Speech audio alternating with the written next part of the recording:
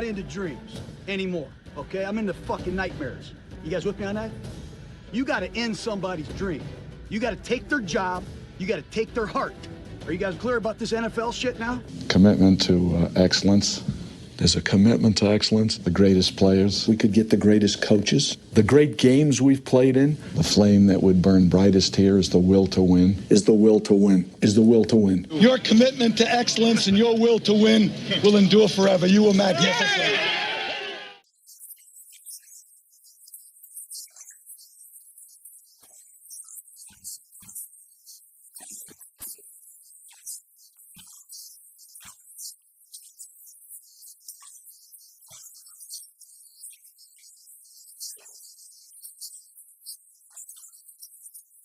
But the thing that I like this week, that was better than last week, nobody gave up, so that was huge for us. The greatness of the Raiders.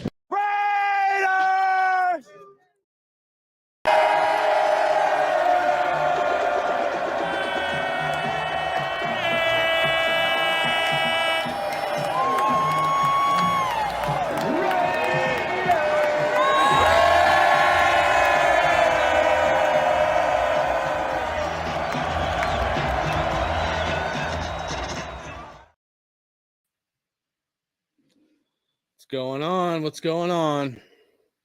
Let some people pull up in here. Hope you guys are doing good.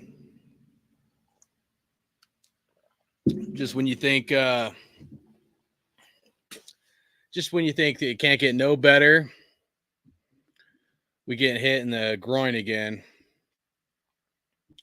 Groin kicks for days, man.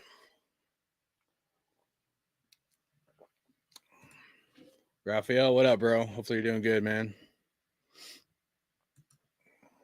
We'll talk about some stuff here in a few minutes.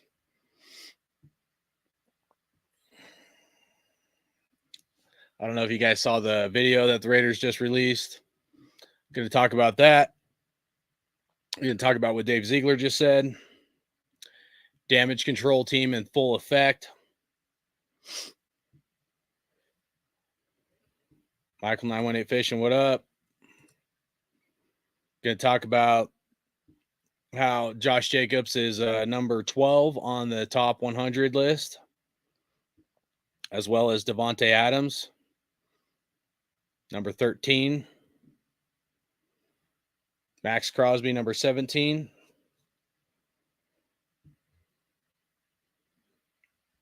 Make sure you guys hit that like, subscribe.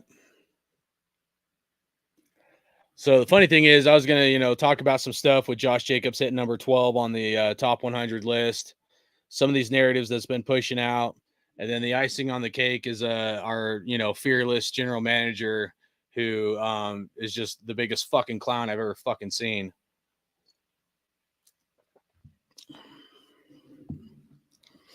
Biggest clown I ever fucking seen is this dude. All right, we'll kind of go over some of the stuff I want to talk about first, because this is one of the. I don't know, Raph. I need to rant for a little bit here, bro. And then if you guys want to pop in, I'll drop a link here in a little bit if you want to hang out for a little bit, and then I'll let you guys hop in if you want. Give your 2 cents on what the fuck's going on. So, but yeah, appreciate you, bro. All right, so. I had some notes here I wanted to go over about Josh Jacobs, some of these narratives that's been pushed this offseason. This is, I would say, one of the off seasons where I've had more questions than any other offseason I've ever had. I was ready to move on from Derek Carr. I haven't even talked about him. I don't want to talk about him, but one of the questions that I've had going into this offseason was, and maybe even for a few years, but definitely this offseason was about the quarterbacks and their contracts and how quarterbacks are getting paid contracts that they're not worth. And, I don't want to talk about Derek Carr, but I'm going to throw Derek Carr in there. There's a lot of quarterbacks in the NFL, and I know everybody says it's a percentage of the NFL cap and all that bullshit. I don't even fucking care, guys, about that horse shit. So, there's a lot of quarterbacks in the NFL right now that are not worth the contracts that they're getting. Dak Prescott, Derek Carr. Yeah, Derek Carr. The guy that said he would take that he wanted to be a Raider for life, wouldn't take a pay cut. Yeah, that guy. The guy that went to the Saints didn't take a pay cut. He's not worth 37 mil, let alone, when he was going to be making 40 mil with the Raiders. So, there's a lot of quarterbacks out there in the NFL that have been pumped up, that are making way too fucking much money, and they're not worth the contracts that they've been presented with all throughout the NFL. It started with Patrick Mahomes getting bumped up to like 50 million, right? And then, Aaron Rodgers, he gets a big contract, and then look what happened with that. That dude just took a pay cut. That dude literally took a 35 mil cut off of his salary. That's a team player. That's the kind of guy that you want, especially at quarterback.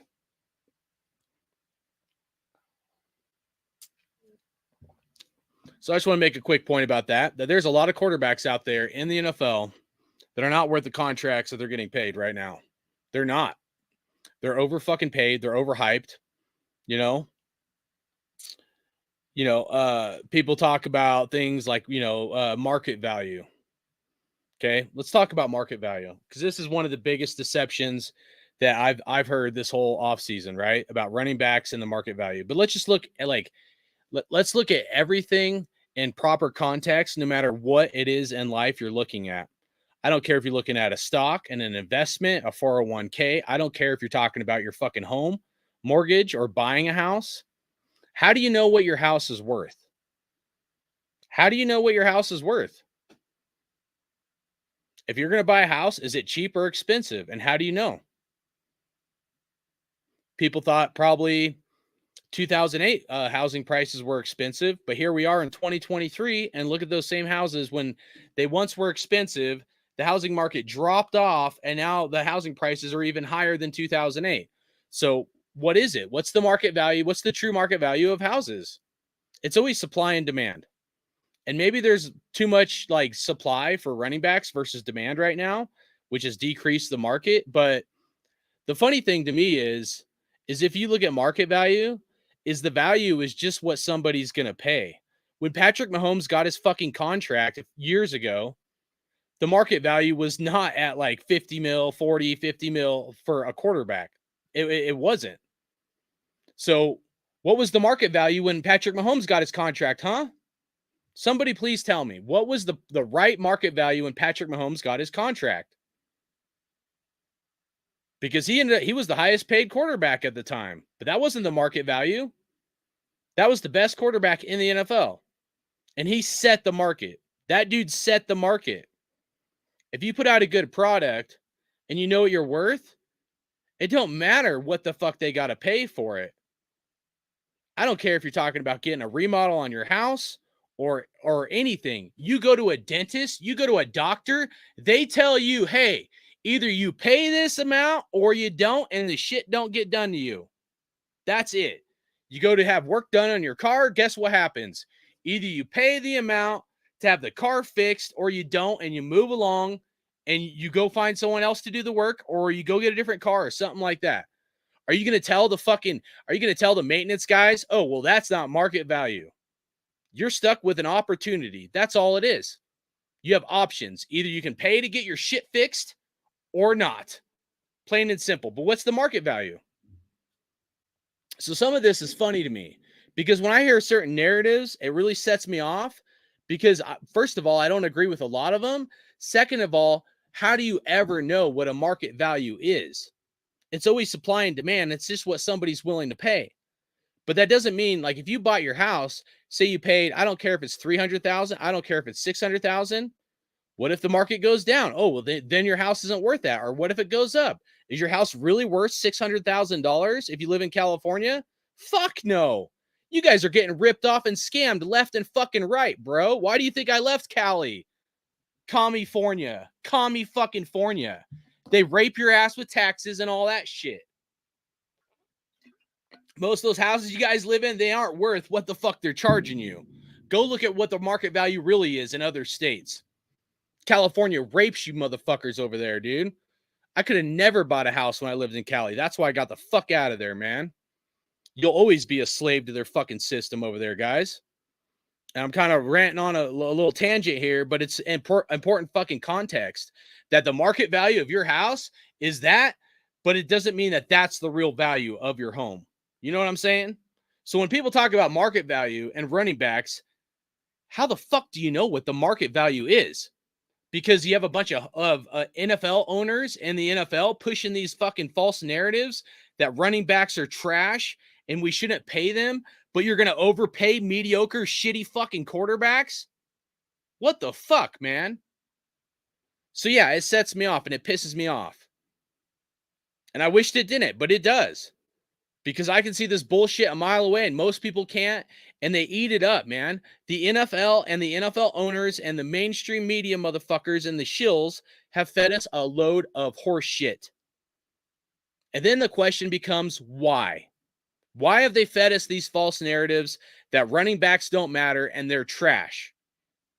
Huh?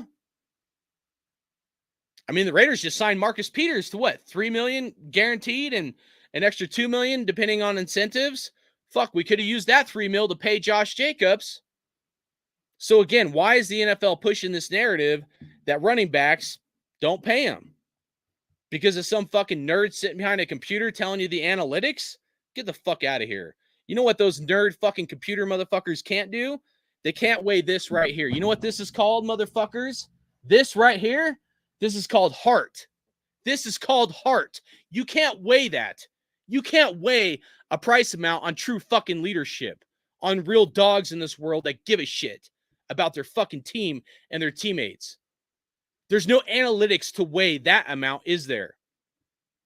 Because when they do their computer fucking simulations and artificial intelligence bullshit, you'll never be able to fucking weigh that shit.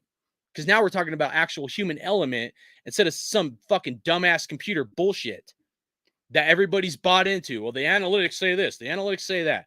Take your computer analytics and shove it up your ass. That's what I got to fucking say. The NFL needs to sell tickets to pump these players up. And there's no better way to do it than them to pump up the quarterbacks, even if they're mediocre.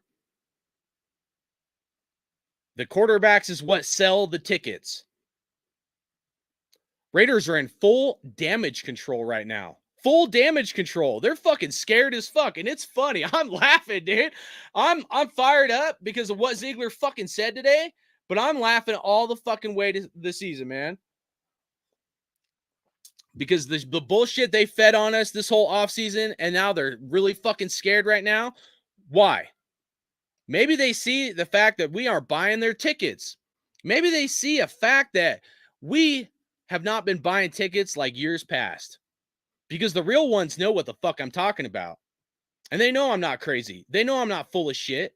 The real ones know that Josh Jacobs is a super stud and he should be a fucking Raider this year, and that this coaching staff did an epic fucking failure by not signing Josh Jacobs.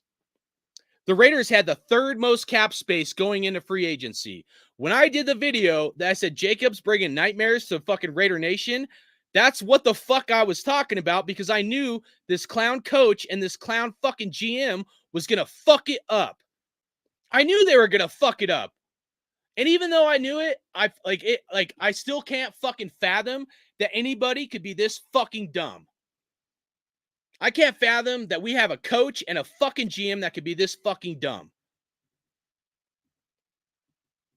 And when I hear the horse shit coming out of this motherfucker's mouth that he said tonight, dude, I'll be honest with you guys, it's my fucking birthday, and I don't give a shit about my birthday, but I wanted to have a good time with my family, and this fucking piece of shit Ziegler just fucking ruined my whole fucking day by the horse shit coming out of his fucking mouth that he's trying to feed all of us.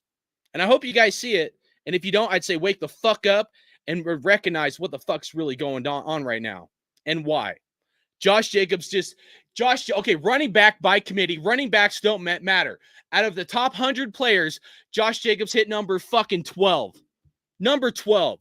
That means the other guys that really fucking matter, the guys that play the sport, voted themselves, and they all voted running backs matter and Josh Jacobs fucking matters.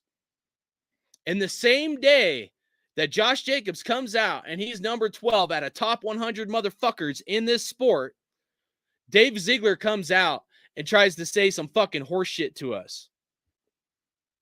He tries to tell us that we tried to come to common ground. Really? Everybody said, well, it was released that they offered Josh Jacobs $12 million. Hold the fuck on a second here. Hold on. The Raiders did not offer Jacobs a contract until July 8th. The Raiders did not offer Jacobs a contract until July 8th. When was the expiration for him to sign the franchise tag or to get a contract deal? July 17th. They gave Josh Jacobs, the top running back in the NFL, 1 fucking week to decide. 1 week. They offered him a contract, gave him 1 week. It wasn't, dude, this isn't like they fucking did this shit in June. It wasn't like they did this shit months ago. No, these motherfuckers waited till the last minute to give Jacobs a contract, and it was a fucking mediocre contract. And then they've released stuff to us so we buy it up, and it makes them look like they're fucking, like their hands are washed free. Now you have a bunch of Raider Nation that's just like, yeah, let's move on from Josh Jacobs.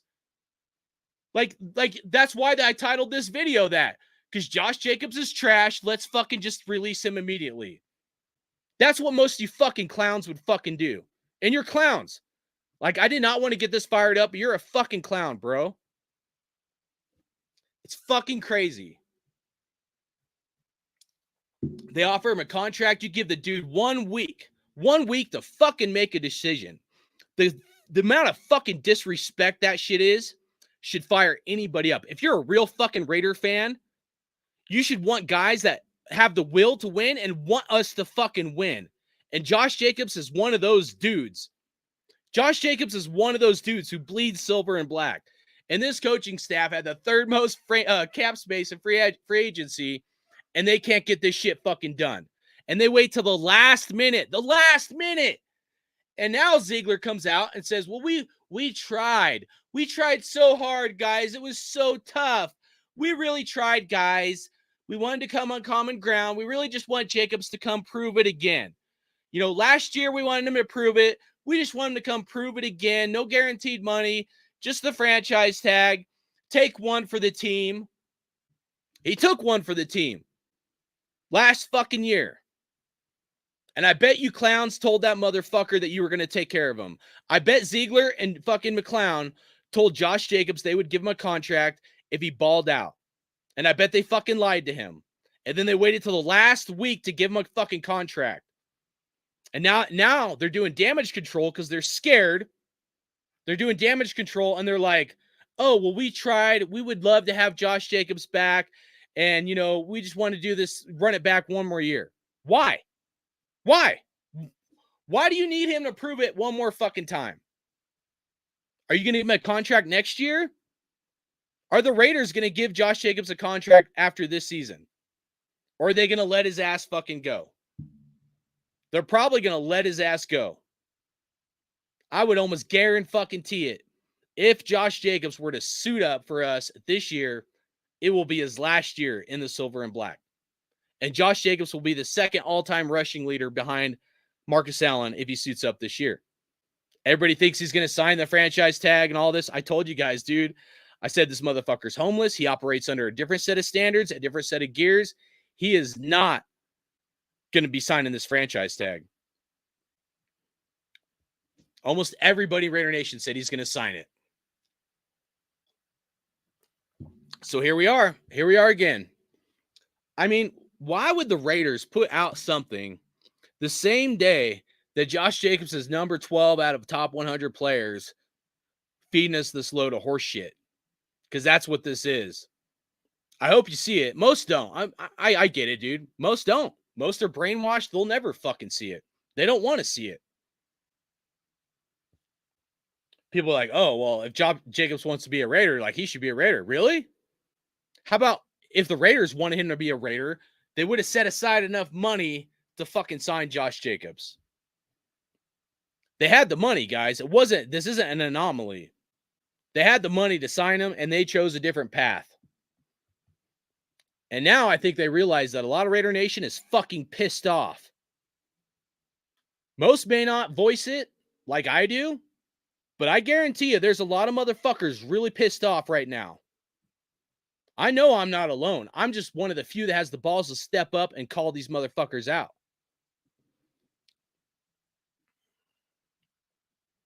You know, one of the things I've thought of is like, you know, concussions in the NFL and their safety protocols. Why is the NFL pushing these narratives so fucking hard through the mainstream media that running backs don't matter? Other than analytics.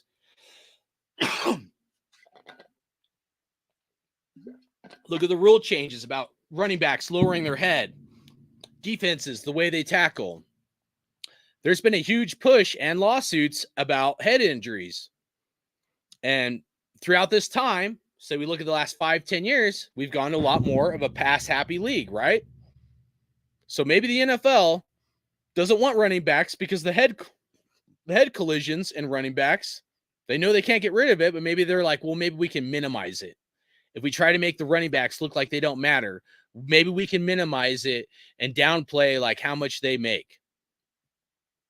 We'll push these narratives to force everybody to the passing league. The Raiders invest. Now we have over $40 million a year invested in our wide receiver room. And we have a quarterback that probably can't even throw the ball past 30, 40 fucking yards, who's intermittent, missing practices here and there, you know? And maybe it's just a recovery process. I'm trying to be patient with it. But nevertheless, man, we invested a lot of money in this wide receiver room, a lot of money, but we couldn't pay the best running back in the NFL, man. So it's crazy, man. It's crazy. The amount of craziness I've seen this offseason is at an all-time fucking high. All-time high. I've never seen this much craziness. I know a lot of people are upset at Derek Carr, but in my opinion, you know, I don't want to say anything bad about Derek Carr. Wish him the best, but you know, this thing with Josh Jacobs hurts more to me personally than Derek Carr, because Derek Carr should have taken a pay cut. Derek Carr should have taken a pay cut. I'm talking, you know, at one point I was like fucking 15, 17 mil until all the prices went up and I adjusted it. I was like, well, fuck, maybe 25, 30 mil max. Because if Carr would have taken that kind of pay cut, then we have extra money. Like Aaron Rodgers just took a big pay cut. We take the extra money, we invest it in our team, and we build around Derek Carr to have a better team to win. But Derek Carr didn't do that. He chose money over the Raiders, and the Raiders chose a different path other than Derek Carr as well. So, you know, it's...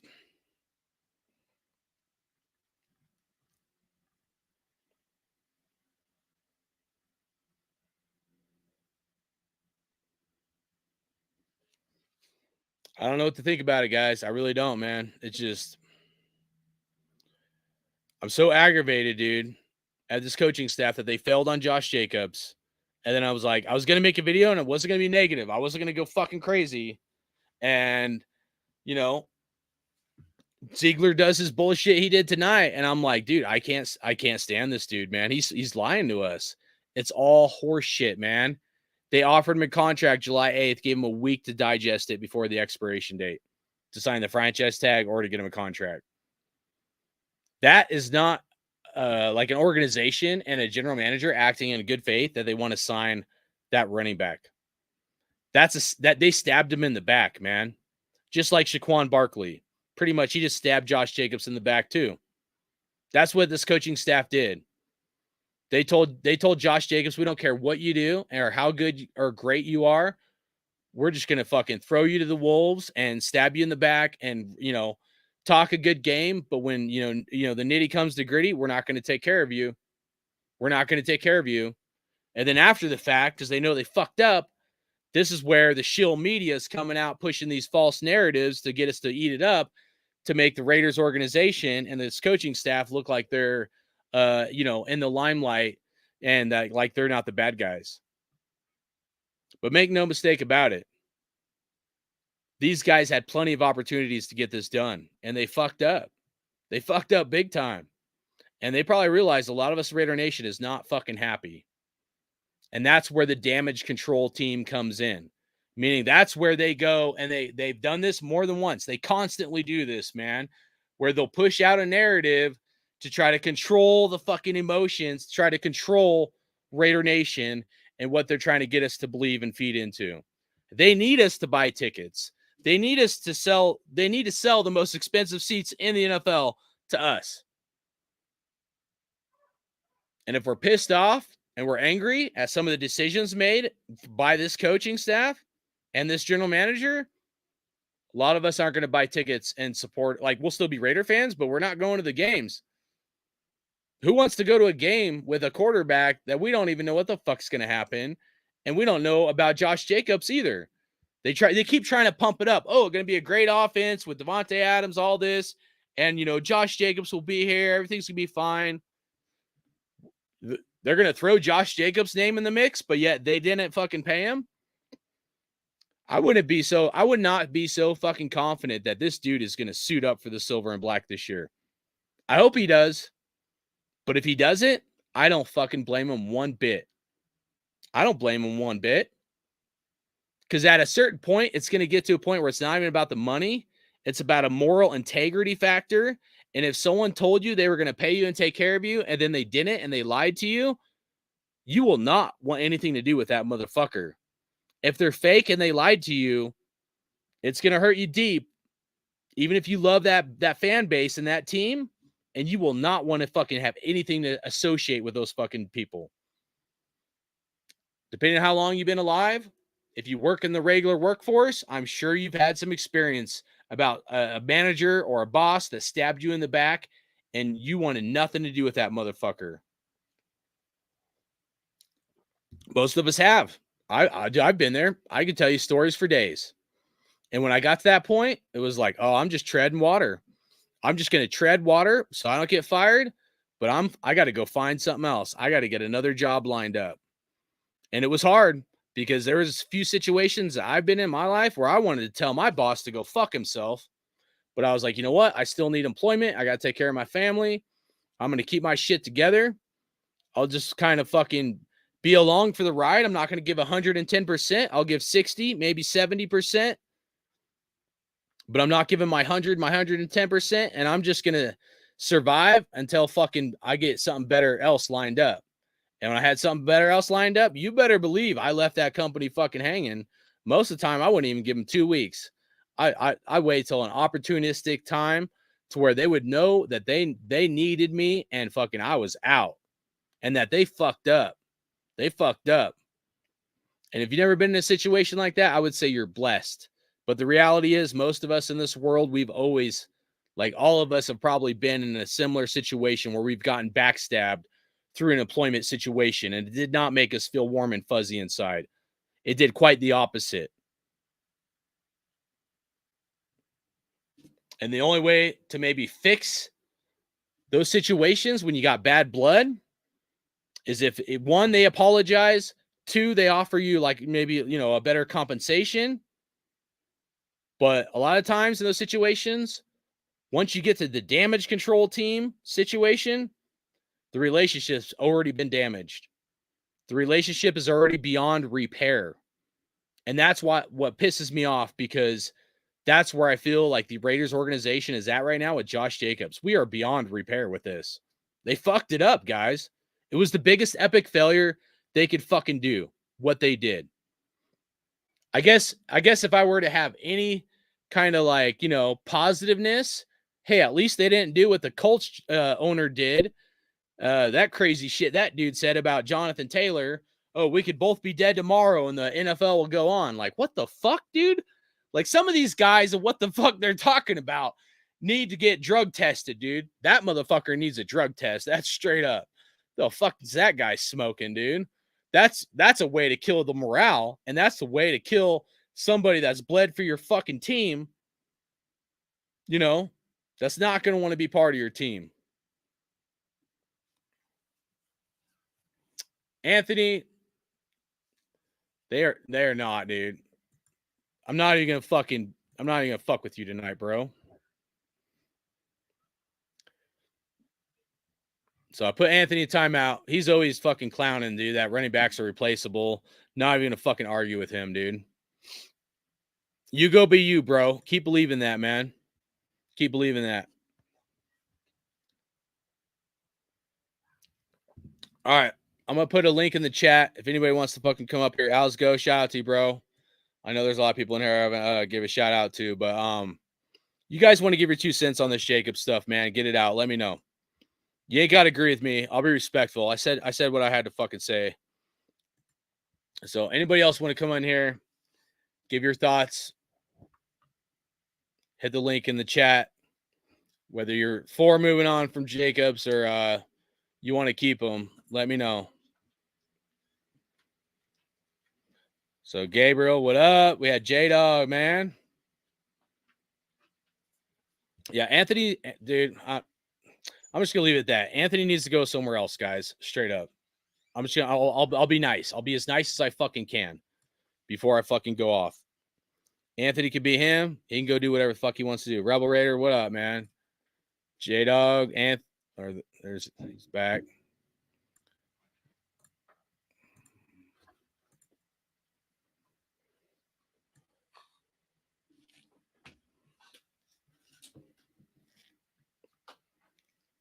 Art White, salute. Steven, D Menace, man.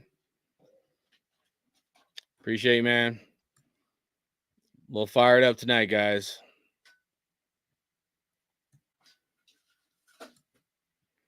Like, if I didn't have to deal with Ziegler, guys, like, I'd just be like, you know what? I'll fucking deal with this on my own. I probably won't do videos during it because, like, I don't want to come off like this. I don't. That's why I don't do videos all the time. I don't want to be going off, but I'm fired up. I'm pissed off, man. Pissed off this coaching staff, man, is feeding us this horse shit and trying to put themselves in a limelight, and they're not, man. They're not, guys. They're fake. And that's what pisses me off. If he was real, if Ziegler came out, right, it'd be a completely different story. If Ziegler was like, hey, we offered him a contract. He wanted more. We weren't close. But you know what? We should have done a better job on our end to figure out a way to make this happen. And we should have done this before 1 week before expiration. We should have pursued this and figured this out prior to 1 week before deadline. They fucked it up. He didn't tell you guys that, did he? He didn't tell you guys. Everybody forgets that. They only gave Jacobs 1 week until fucking Judgment Day, which was, you know, for Jacobs to either sign the franchise tag or they give him a contract. 1 week. You're talking about a lifetime decision, and you're going to give a guy 1 week? 1 week. That's real fucking smart.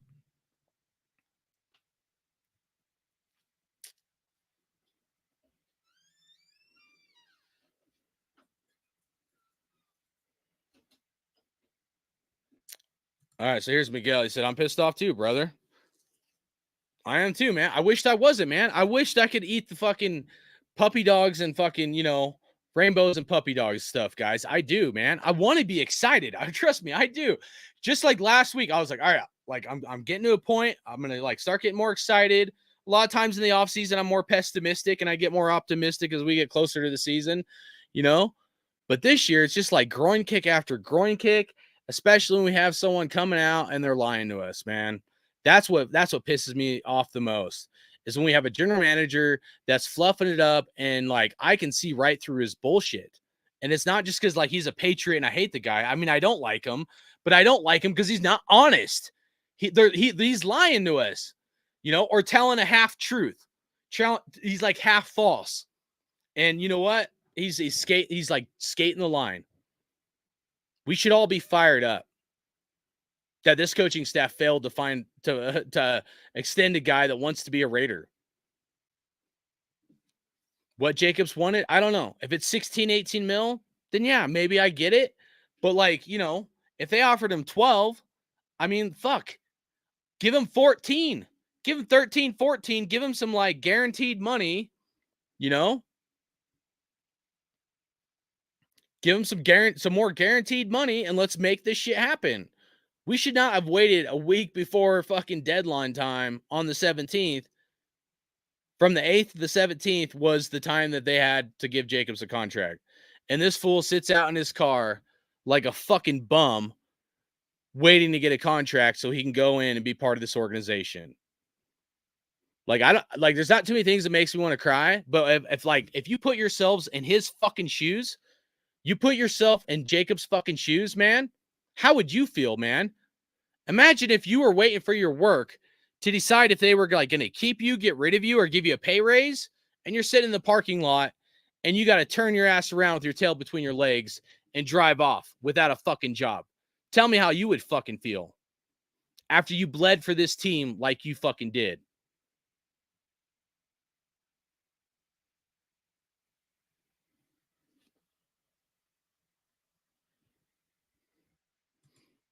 What up, Raider Ben? Yeah, I'm pissed, bro. I'm pissed at Dave Ziegler. He's go watch you probably already watched it, but go watch the thing the Raiders just put out. He's trying to say that essentially Ziegler's trying to say that him and Jacobs, couldn't come to a common ground, and that's why the deal didn't get done. But we all have to look at this in proper context, bro. The Raiders didn't offer Jacobs a contract until July 8th. The deadline was July 17th. They only gave Jacobs 1 week to decide on a contract. It wasn't like the Raiders have tried to present this in a manner to make them come out on top like they're a knight in shining fucking armor, dude. It wasn't like they offered Jacobs a contract a month before the expiration date, meaning to sign to sign the fucking franchise tag or to get him a contract. It wasn't like they gave him a month or they've been trying to get this done for months. They literally waited till the last minute in the last week to fucking throw probably a shitty contract with not enough money in there to get Jacobs a contract. How would you feel, man? They did not do what they should have fucking done, man. And this is what pisses me off, because we'll listen to Ziegler come out and say some shit, but we forget proper context. We forget the facts. The facts is they did not give Jacobs any time to digest this or to have real fucking dialogue. They're pretending like they did, but they didn't. And I don't like Ziegler because of that, because he fucking lies to us all the fucking time, man. He won't fess up. He won't fess up and be like, yeah, we fucked up.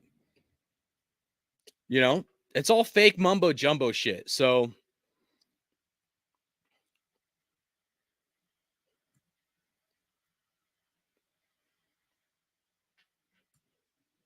yeah, I already know that, Raider Ben.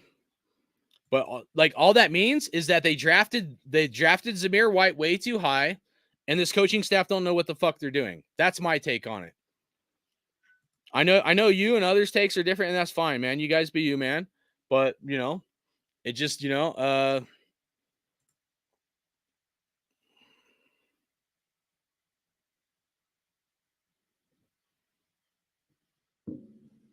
he's missed like what, 5 or 6 games total?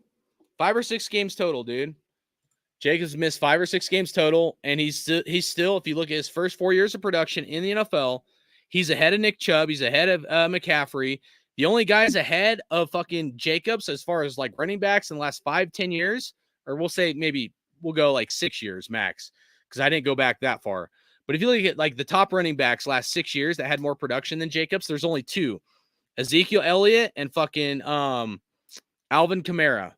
All the other guys from Nick Chubb, McCaffrey, everybody else is like fucking down on the list for total production first 4 years in the NFL. So Jacobs is balling out, man. So a lot of that, like people are like comparing guys that have done 5 or 6 years. No, you got to look at the first 4 years of production. Otherwise, you're comparing apples and oranges. You're not even comparing things in the same ballpark. I'm not saying you, but I'm saying us. Like we have to find a common ground to look at it, which is the first 4 years of production in the NFL. And when you look at it from that standpoint, Josh Jacobs is at the top of the top. And the other guys, the people that think like Derrick Henry is a stud, Josh Jacobs is above him with first 4 years of production in the NFL. I think touchdowns, I think Jacobs is 5th. I think Henry was above him with touchdowns. I think I know Kamara and Ezekiel Elliott was above Jacobs for touchdowns, total touchdowns, and maybe McCaffrey was above him too. But for total touchdowns, first 4 years in the NFL, Jacobs, I believe, was like 5th overall. So, it's just.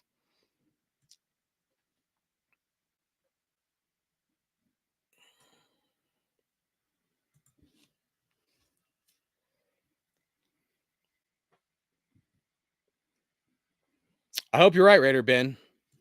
I don't think, okay, first of all, I'll say I probably am overreacting, okay, because I'm an emotional Raider fan. So, like, I'll like point at some like speck in my own eye.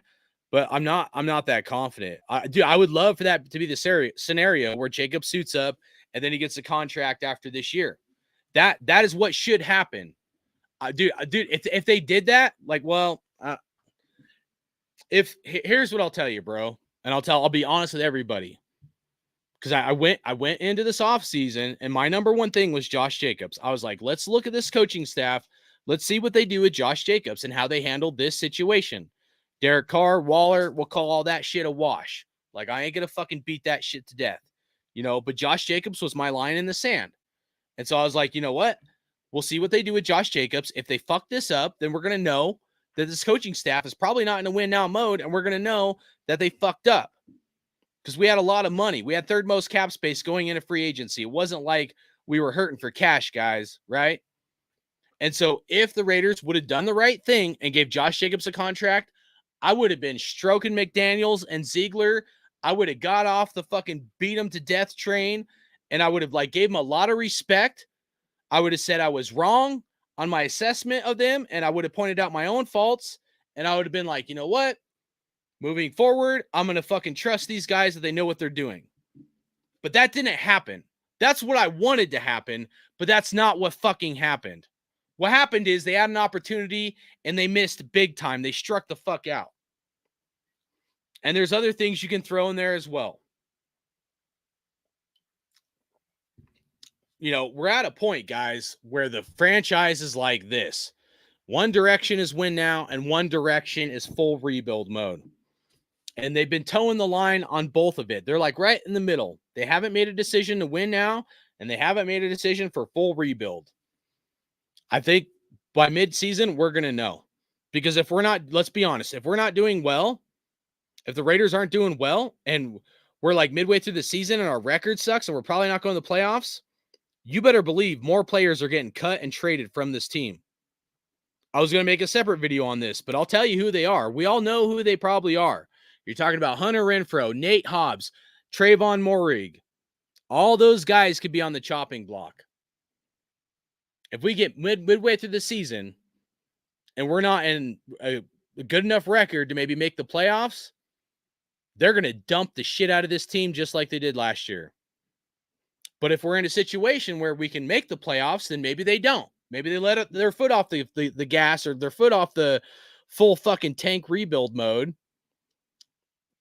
But I'm telling you, there's guys whose contracts are coming up, and the Patriot way is to dump players before you have to pay them. And if we do that, let's say worst case scenario happens. Let's say Josh Jacobs holds out, right? Josh Jacobs holds out. He's not playing. He's gotten really good at pass protection. Zamir White is not going to be that good at pass protection. That's a special skill set. It takes a while to develop usually. Even if you're a good running back, it takes a while to be a good pass protector and block for your quarterback, right? But let's say Jacobs holds out. He's not there. Garoppolo gets hurt because he doesn't have the proper pass protection. I mean, who wants Brandon Bolden in there? This staff is paying Brandon Bolden $2.8 million. Brandon Bolden is fucking trash. He might be able to pass block. Other than that, that dude should not even be on this team. They should have taken that $2.8 million and gave it to Jacobs, but whatever. That's neither here or there now. But let's say Jimmy G goes down. He gets hurt because he's not getting proper pass protection. We're not doing well. We get through midway through the season, and now we're sellers. We're sellers. If we don't have a good enough record, we're going to go in full tank mode. They're going to look to shop any players whose contracts are coming up or who they can cut bait with for future fucking draft picks and shit like that. So like I said, Hunter Renfrow, Nate Hobbs, Trayvon Moehrig. You got to think Nate Hobbs might have done good for a minute and Trayvon Moehrig did, but those aren't their guys. And if they can get draft compensation for those guys will be off this team. I'm telling you, this coaching staff, that's the Patriot way. They dump players. If they're not going to give them a contract, they dump them 1 to 2 years before their contract expires, which is, if you look at Nate Hobbs and Trayvon Moehrig, they're in this window that I'm talking about. So if we don't do good this year, better just buckle up. Buckle up for a full fucking shitstorm shit show. They probably won't do it all at once. They'll probably do it in phases like they did last year. You start with maybe, Hunter Renfrow or Nate Hobbs. I know Hunter Renfrow would be a big cap hit, But at this point, if you're not in a win now mode, what's the point? They're going to look 3, 4, 5 years down the road. And that's essentially what they've told us about their plan. It's not even exactly to win now. They're looking more way down the road than they are right now, which is the other reason why I've been pissed off this offseason, because I see what they're doing. Like, I know what they're doing. And what they're doing does not put us in a win now mode. What they're doing puts us in a win now, like a Super Bowl run 3 to 5 years from now. If it works, if their plan works, it puts us in that situation 3 to 5 years. So let's say the three main guys they might shop would be Hunter Renfrow, Trayvon Moehrig, and Nate Hobbs, right? Let's say they get rid of two of those three guys. What do you think Devontae Adams is going to think? Forget about him wanting to be here because of Derek Carr. I'm way over and above that shit. But what do you think Devontae Adams is going to feel if this coaching staff starts dumping players again this year like they did last year? You think Devontae Adams is going to want to be part of this fucking tank clown show? I don't fucking think so. And his contract goes from like 20-something million up to like 44 million starting in fucking 2025. Remember, the Patriot way is to dump players before their contract, is it like either a year before or 2 years before their contract either jumps up a lot or before they have to give that player a contract extension. So if you look at it like that, that means Devontae Adams could be shopped after this season or definitely next season. That's the Patriot way. Not all this other stuff that people say. The Patriot way is you dump your players 1 to 2 years before their contract expires. And it can work to some degree if you have a certain amount of things in place and you've drafted really well. But it also can kill the morale of a team. It can really destroy the morale of a team. And now we're talking about massive damage control, which if they do it and it fails, now we're talking about possibly having to get a new coach and a new general manager, which, even though that I've busted, Ziegler and McClown's balls, like, it's not that I exactly want like a new coach and a new fucking general manager. I just want him to start making some better fucking decisions, starting with Josh Jacobs. That's the main fucking key one, in my opinion. And there's some other questionable ones too, in my opinion. But that's the main one for me. That's the deal breaker. And maybe I shouldn't put it that black and white, but it's not like if you look at last year and their actions of what they did, it's not like you can't see it. You just have to choose to not see it if you don't want to see it.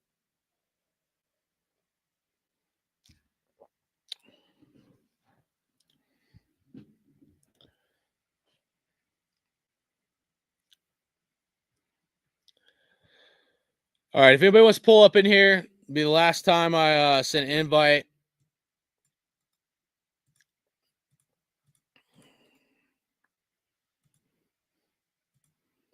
Are you talking about dumping players? Not like they do, bro. I know what you're saying. It's, but they don't dump players like what I'm talking about. So they dumped like half the fucking team, man. Yeah, I'm not even going to argue with Anthony, dude. I appreciate Anthony, dude, but I'm not going to argue with you, dude, because I already know where you stand on the running back thing. And I'm not here to fucking convince you, dude. You're never going to be convinced on what you think, So, just keep believing what you want to believe, dude. You know what I mean? I've proved it in past videos, gone over the stats and all that shit. So,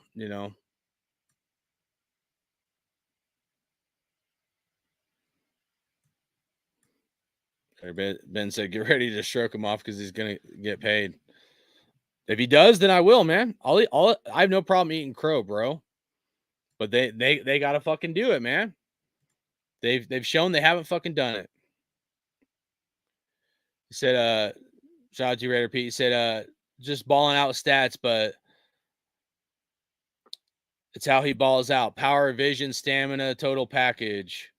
Wish we knew the true numbers. All GMs lie, part of the job. Yeah, and that's what I'm saying, man. Dude, it could have been like 10 million guaranteed, a year. And then the incentives of like, you got to make the playoffs. Imagine being Josh Jacobs, right? And they're like, we're going to offer you $12 million a year. You start looking at the contract. You're like, wait, I'm only getting 9 or 10 million guaranteed. And then we have to make the playoffs for me to make the other 2 mil. And then you start looking at some of the moves they've made, and we're not exactly in a win now situation. And they could have been, but they decided not to go that direction. How would you feel? You're like, we're probably not going to go to the playoffs. And yet my contract says that we have to go to the playoffs, and this has to happen for me to make my extra money. So it'd be like pretty much like a slap in the face. It wouldn't even be like a good contract. You would look at it and you'd be like, this is fucking stupid. Why would they do this? You know what I mean? So, but yeah, I agree, bro. Josh Jacobs has like the best vision in the NFL, dude. It's crazy how good that dude's talent is, man.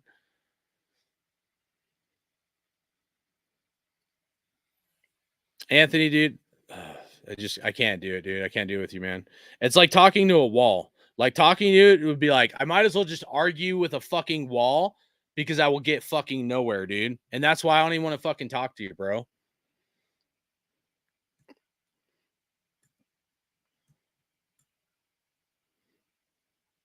All right, Raider Pete said, I can see Jacobs sitting out preseason as get back for last preseason. He will sign eventually, but will there be a backlash benching because of egos? I hope not. Yeah, dude. I mean, 10-day bender, what up? So, you know,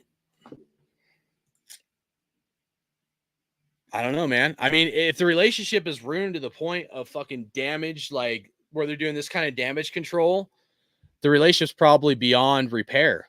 If you like, dude, like there's certain times, dude, whether it's like a marriage or friendships, dude, sometimes, I mean, like, yeah, time can pass, dude, and you can like squash the beef. But a lot of times, man, when those emotions are up, man, like it's like you hit the point of no return sometimes. And that's where I feel Ziegler and Jacobs is at. I don't think they handled this right at all. Obviously, Jacobs is really fucking pissed off, and rightfully so. Rightfully so. I understand it's a contract year. I get it. I mean, Ziegler's like, well, Jacobs had his best year in McDaniel's offense and blah, blah, blah. Okay. So essentially what Ziegler's saying is, let's give some credit to Josh McDaniels. Let's give some credit to Josh McDaniels. We should give some credit to Josh McDaniels. All right, we'll do that. Let's give some credit to Josh Jacobs as well, man. All right, you're going back in timeout, man. Said, I hope Jacob stays home week 1. Yeah, that's a timeout. You're going, you're grounded. So, no, we do need him, bro. Dude, you guys, like, you're fucking, like, crazy, man. Because some of you guys, it's like some of the shit I've seen and heard, you're like, oh, we don't need him running back by committee. Dude, you guys are comparing teams like Patrick Mahomes, Jalen Hurts and the Eagles, Joe Burrow and the fucking Bengals. And Joe Burrow and the Bengals even have Joe Mixon. He's a pretty damn good running back, right? And then who else has been pretty good? Josh Allen, right? So this whole, Tom Brady, all you guys that compare these analytics drive me bonkers because you're like, oh, running back by committee, we don't need them. Look at their quarterbacks, bro. Is Jimmy G better than any of those quarterbacks I mentioned? Please, somebody tell me if Jimmy G is better than any of those quarterbacks I just fucking mentioned. Because last time I checked, he's fucking not. And not even close. Not even close to those stud quarterbacks. So when those guys are on the field, you don't have to have a stud running back because you got a stud quarterback. That's the reality of the situation. When you have a mediocre to average quarterback, you better have a damn good run game. So some of these narratives being pushed, they're completely false. You know?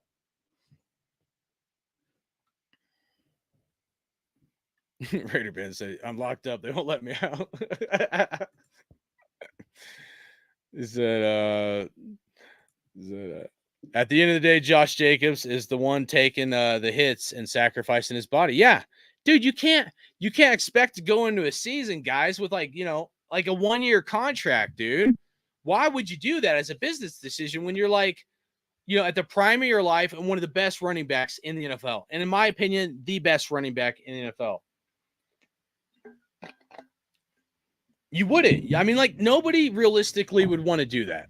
No true athlete that's good at their craft would want to do a 1-year contract, even if all the money was guaranteed, to do a 1-year contract and feel okay about it.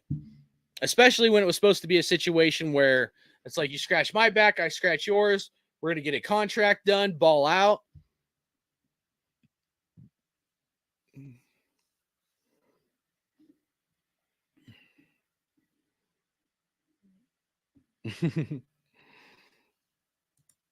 Said Derek Carr had top wide receiver and top running back and still couldn't only win 6 games. I mean, yeah. I mean, you can't disagree with that, bro. I mean, there's nothing I'm going to say against that. The only thing I'll say is there was a few times where the coach should have ran the ball a little more. Okay. Like in the Steelers game at the end, Josh Jacobs was like, I don't know, like why we stopped running the ball. You got to run the ball in the cold and stuff. And that's a coaching decision that the ball should have been ran more. So that's the only like thing I'd say, like, I'm not sticking up for Derek Carr. I'm just saying some of those games lost, there's at least a couple that, I think our coach has to take some responsibility as well. But even at that, right, I can't excuse a lot of the interceptions Derek Carr threw. Some of the interceptions Derek Carr threw, even if someone was like, on the side of the fence where they felt like this coach was like setting Carr up for failure, right? We know there's some guys out there that feel that way. I kind of feel that way too, but I was ready to move on from Derek Carr. But let's just say we were of the mindset that like this coach set Derek Carr up for failure, wasn't letting him audible plays, blah, blah, blah, right? Even if that was the scenario, there's no way that you could blame the coach for the interceptions that Derek Carr threw. Those, like, Derek Carr wears that hat. Derek Carr threw those interceptions. Nobody out there could sit there and look at the total interceptions Carr had. What was it, 12, 13 or something crazy, 14? Nobody can sit there and be like, oh, well, the interceptions Derek Carr threw was on Josh McDaniels. There's literally no way you could blame the coach for those interceptions. So absolutely, those interceptions were on Derek Carr. Some of the underthrown and overthrown balls, most of them were underthrown, but some of the balls that were behind Darren Waller and stuff, you can't blame the coach on that. That's on Derek Carr. Derek Carr owns that shit. You know what I mean? So, like, I don't want to sit here and talk about Derek Carr. I really fucking don't, guys. But I'm just going to say at the end of it, Derek Carr has to take responsibility for those throws. Like, you cannot blame the coach for that. You can't. I don't care about someone's tinfoil hat theory. I have tinfoil hat theories and shit. You know what I mean? But like, at the end of the day, when you look at it, you can't blame the coach for that. Derek Carr has to wear that shit and wear that badge. He had opportunities and he just didn't do enough with them, So, all right. So shout out to Champagne. He said, but how can we improve the rest of our team when we give all of our money to Josh? We have so many holes all around the team. This is a multi-year rebuild, unfortunately, to be a team like the Niners. I mean, all the money to Jacobs. I mean, what? I mean, so if we gave, first of all, bro. Okay, so try not to get go off here. All right, we have $40 million invested in the wide receiver room, dude. $40 million invested in the wide receiver room. So if we're going to break this down in like categories and decisions, because like what you're saying is correct, right? Like, I'm not going to argue that like, hey, we got to have enough money to pay other guys, right? For the team to have a better, team long-term. But nevertheless, this coaching staff has over $40 million invested in the wide receiver room. That's nuts. I forget where we rank as far as like the total NFL, but we got fucking way too much money invested in our wide receiver room. And starting in 2025, you might as well throw another 20 mil on that. If we keep Devontae Adams in 2025, when his contract jumps up to like 44 mil, then if we had all three of these wide receivers, we're going to have over $60 million invested in the wide receiver room. $60 million. And nobody can blame that on Gruden. That was this coaching staff. They made these decisions. So if you look at, I mean, like Devontae Adams is a stud. We all know that. But if you look at it from a dollars and cents perspective, who thinks that investing over $40 million in the wide receiver room is a smart decision? That's a lot of money. You're way over leverage and way fucking heavy in the wide receiver room. So he said, imagine how your best friend to come play with you and you throw the ball at his feet over his head all year. Oh man, that's funny. He said, third down and long, you can't run the ball. Carr was horrible, and third down. That's why we lost a lot of games. It was, but there's some coaching decisions in there. No, I mean not all of them, but there's plenty of fingers to point for sure. I mean, but a large part of it, like I know Carr wears that. Champagne said, Kyle Shanahan went 6-10 his year, then 4-12 second.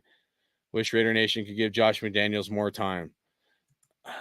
I don't know, man.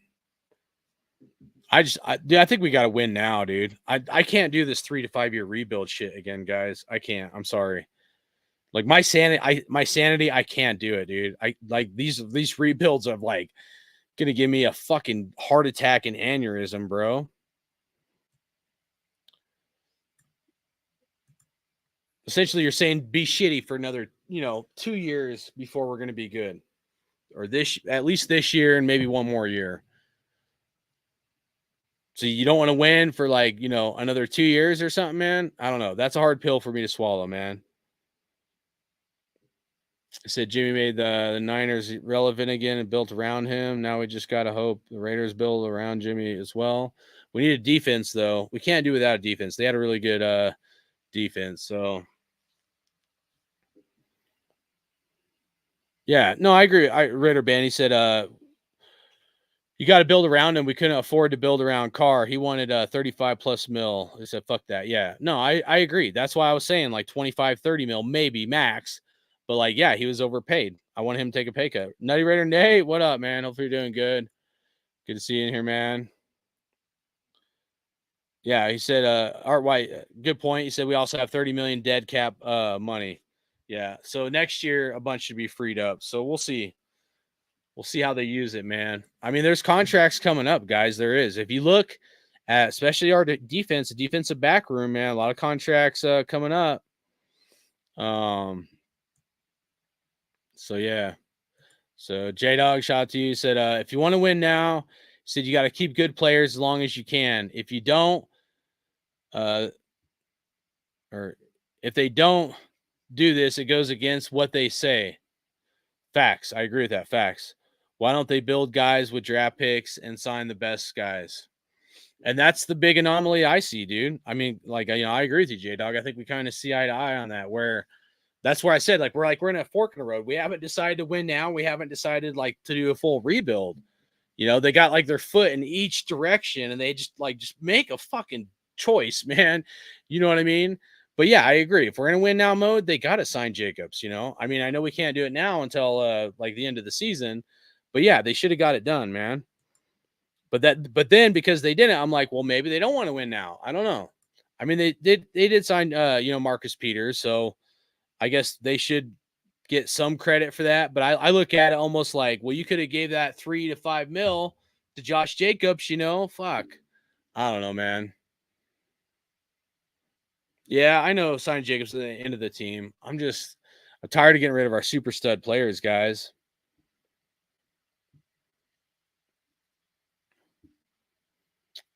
Yeah, Raider Ben. Yeah, because those teams have like an elite quarterback, bro.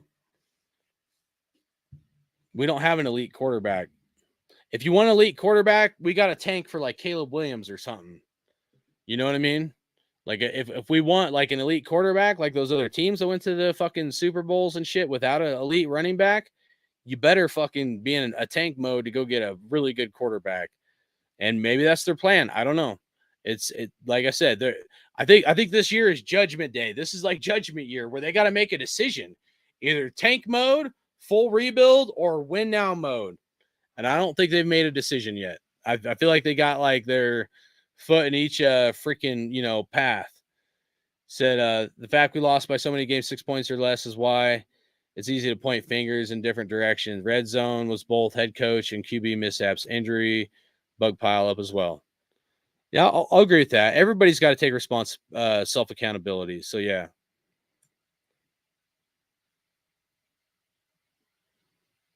J-Dog, yeah, he said, we keep doing win later BS. Like, I wonder why. Yeah, which Al Davis is like, the greatness is in the Raiders' future. Like, why can't the greatness be now, bro? Why can't the greatness be now, man? tired of this rebuilds, dude, and it always being in the future, man. I don't want to look 5 years down the road, man. You know, I want to be in a win now mode. James Furpo, what up? So it's tough, man. It's tough.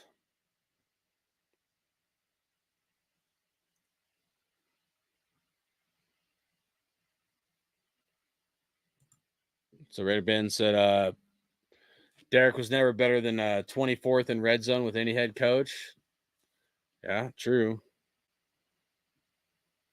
All right, let's see what Anthony has to say. So I'd rather give him 13 plus mil to a stud on defense than a running back.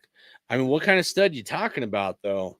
Unless you're talking about a linebacker, it's going to be hard to find a stud for 13 mil, man. You're going to pay more than that. You know, you're going to pay more than that for a stud. You might be looking like 15 to 20 mil, maybe even a little over 20.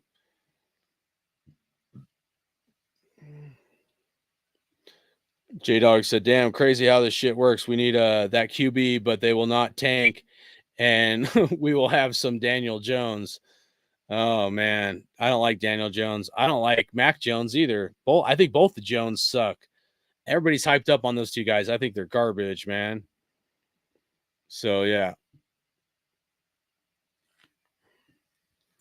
So, Raider Band makes a good point. So, Derek sucked in the red zone. Of the reasons he's out, Jimmy G is top 3 in red zone in the NFL history. Yeah, he doesn't have a strong long ball, dude. You know, to throw it deep. What up, Raider 7528 said, hey, hardcore said, we don't need an elite QB, but Jimmy and Max getting into it at practice makes you think. We now have a guy who's gonna verbally abuse the people coming after him finally, and I love it. Yeah. I mean, I kind of thought about that too, man. I'm glad you brought that up. Like we finally have a quarterback that's going to be like, fuck you, man. Like, you know what I mean? Like, we have a quarterback that's just not going to take it in the ass and be like Mr. Nice Guy about it. He's going to get fired up. So I do like that. I will say that because I think that's a huge leadership role. When you have a quarterback that's like, yeah, no, this ain't cool. Like, you know, you want to fuck with me, dude? You're like we're a team together. You fuck with one, you fuck with all. And like gonna talk shit to like defenses and shit. Well, you know, and not just like take it in the ass. I like that. I do. I like that kind of leader. You know, and I think other players will see that and it will motivate them as well. So it can go a long ways, bro. So yeah, shout out to Raider 7528. You made a really good point there. So thanks for that, bro. Raider Ben said, it's easy to move the ball between the 20s, but when it comes to kicking field goals or scoring touchdowns, that's what wins and loses games. Yeah, no, I agree. I mean, yeah, dude, we don't want our kicker. Remember the years of like, you know, Jamarcus Russell and, you know, Sebastian Janikowski, where Sebastian Janikowski was like, you know, Raiders like most like leading scorer this year. You do not want your kicker to be the most leading scorer because that means you suck and you're not scoring touchdowns. So as much as I loved Seabass, those are some rough years because we weren't getting touchdowns to win games and we'd barely lose games and the field goals eventually it's just not enough. So yeah. So Anthony said Chase Young is a free agent next year. I mean, you got to think what he's going to want. 20, 25 mil. You know what I'm saying? 20, 25 mil.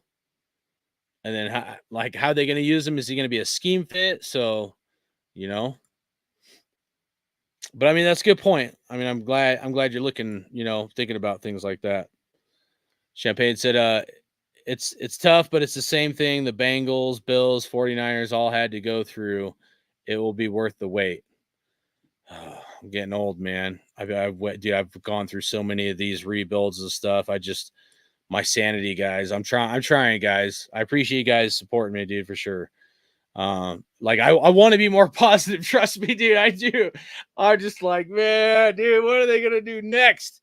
They're gonna keep kicking us in the groin, man. I'm tired of the groin kicks, man. Eventually, my fucking nuts hurts, guys. Like these balls are sore as fuck, man. Raider Ben said, sucks to wait longer, but just the way the cookie crumbles in the NFL. I mean, I'm at a point. You guys make me want to tank for fucking Caleb Williams, man. Nutty Raider Nate said mofo spitting. All right, Anthony said, yo, episode 10 of the the Ultimate Fighters title, just win, baby. Yeah, nice, dude. That's cool. So Champagne said, I'd rather have a quarterback who is strong and fearless in the pocket, great short to mid accuracy than a scared QB with bad decision making. Yeah, I agree with that. Absolutely. Yeah. J Dog said McDaniels need to play some Madden or something. Learn some red zone ideas. Yeah, don't do that. Don't do that Devontae Adams fucking double reverse or reverses and shit.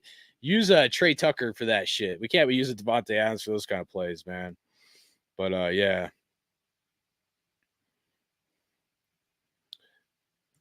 Said Chase Young, get a load of this guy. All right, Jado said, I swear Madden gets slower tempo every year. I remember when it didn't feel like you running in a quicksand. Yeah, there's a way. I think there's a setting you can do to make them all a little faster, or at least there used to be. I don't play it too much, but I'm not too bad at Madden, but I have such fucking carpal tunnel in my fingers, they don't always operate like I need them to. But you just have to do like I'm more of an offensive guy. I'm not that great at defense, like when it comes to Madden, but like I know it's hard to win with like it's hard to win on Madden, like on the all Madden and shit, you know. I know Raider Ben has talked about that and others have as well. First of all, when you're the Raiders with Derek Carr, dude, it doesn't matter what skill level you're on. If you have Derek Carr and the Raiders, he's going to throw an interception like every other fucking play.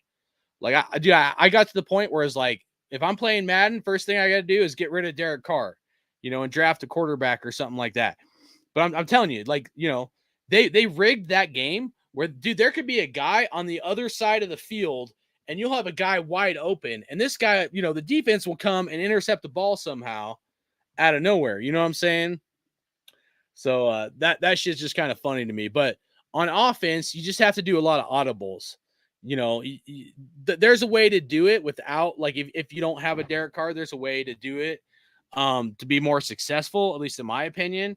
You got to do a lot of audibles and you got to do a lot of short passes and be able to read the linebacker, mainly the linebackers, but a lot of times you got to do more dink and dunk. You can't be going for the big plays as much. You can every once in a while, but if you want to do all Madden on Madden, I'm telling you, just do the audibles and fucking, you know, shift your receivers or your tight end to either do quick slants or short in routes or out routes, depending on what the defense is doing. And that's where you'll find your bread and butter. And sometimes you can do it with the running back too, switch his routes. But that's, like, for me, I'm not saying I'm not that great, but for me, that's how I've had success when I've played Madden, is the kind of that formula, at least for offense, you know, like set up your system to whatever formation you want to use or whatever players you want to use, and then fucking just be ready to, you know, shift those routes however need be. So Anthony said Raiders sneaky good playoff team. I love you, man. Even though fucking I know you want us to get rid of fucking Jacobs, I still love you for saying that, man. So shout out to you, Anthony, man. I used to be really positive, guys, man. I just this last year, dude, last couple of years, man. Rebel Raider said 21 years is fucking long enough. 2002 last time we done shit. I know. And that's how I feel. That's where I'm at, guys. Is it just hurts, man. I'm getting old, dude. I feel like my lifetime, like I'm already like probably like halfway through my mark. I mean, hopefully, maybe less. I'm already on like the downfall, dude. You know what I mean? So I don't know how many of these rebuilds I can go through. So, and like, hey, dude, here's the thing. It's not like in the last 20 years, we've gone to the playoffs. We've been close. We've won some playoff games. Dude, it's like we've sucked and we haven't won any playoff games since 2002. That's what hurts. And that's where, like, I'm just really upset inside, guys. I'm just tired of losing, man. Really am. So I know I attack people and I shouldn't. I apologize for that. But it just, like, certain things just set me off. And like tonight, like I heard Ziegler And it's like, I just saw blood. I just saw red, dude. I got set the fuck off. I'm like, what the fuck did this dude just say about Jacobs? I'm like, they're trying to get it. I'm not going to rehash it, but yeah. So thanks everybody for tuning in, man. J-Dog said they used to be online setting where you could speed it up. Best one was when play with 3 players online per team. Oh, sick. Anthony said, why does Chandler Jones look skinny as your guess is good as mine. He might be doing some crazy ass shit. Drug test that fool or something, man. I don't know.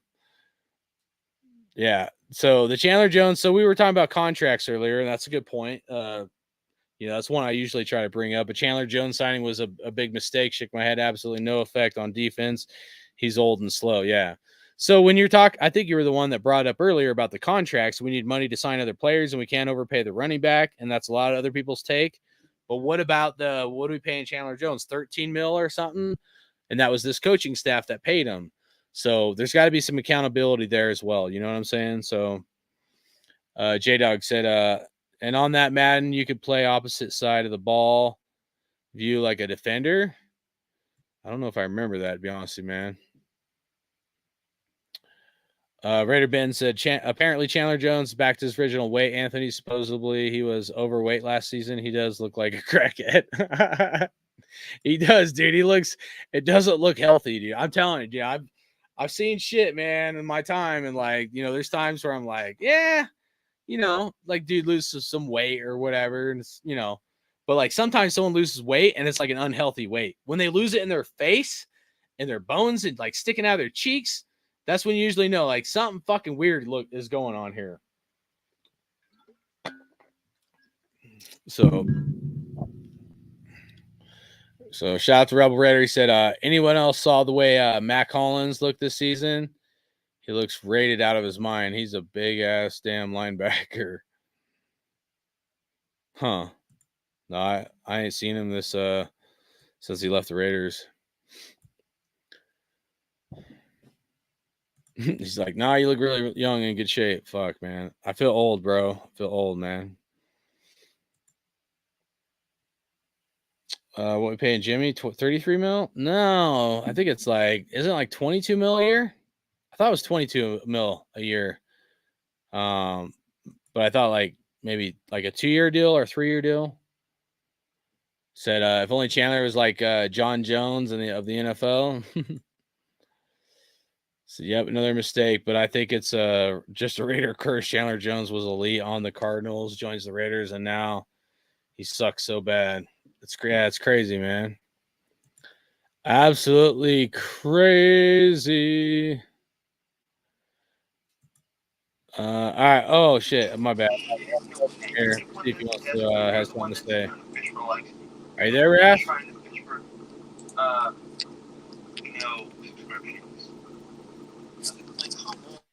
All right. Well, I'm gonna mute Raph until he comes shows his face. All right. Shout out to you, Raiders 07. Hope you're doing good. Oh, there's Raph. All right, let's bring him up and see what he has to say. Oh, all right. What up, man? How you doing, bro? Hey, I'm doing good. Carr. I'm doing good.